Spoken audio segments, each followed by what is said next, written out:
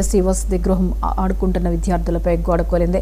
ఈ ప్రమాదంలో 2 విద్యార్థులకు తీవ్ర గాయాలయ్యాయి. గమనించిన స్థానికులు స్టూడెంట్స్ ను హుటాహుటిన సమీప ఆసుపత్రికి తరలించారు.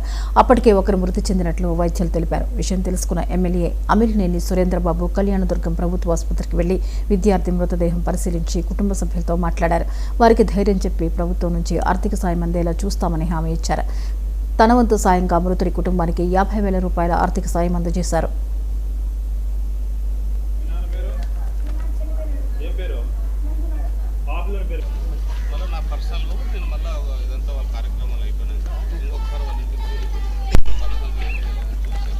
హర్షవర్ధన్ అనే అబ్బాయి ఈరోజు సెట్టూరులో హాస్టల్లో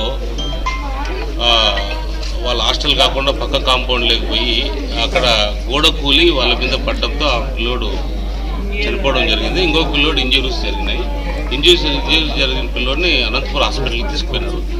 వాళ్ళ తల్లిదండ్రులు ఇక్కడే ఉన్నారు.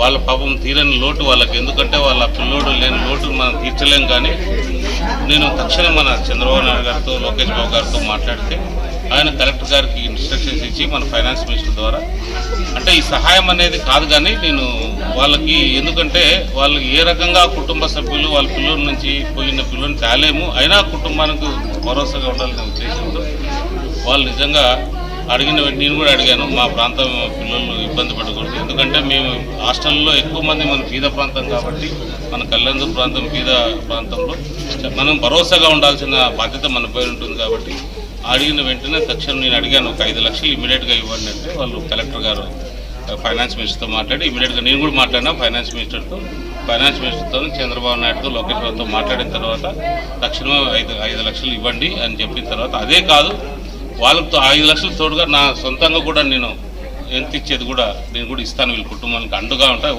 హర్షవర్ధన్ అనే అబ్బాయి ఈరోజు సెట్టూరులో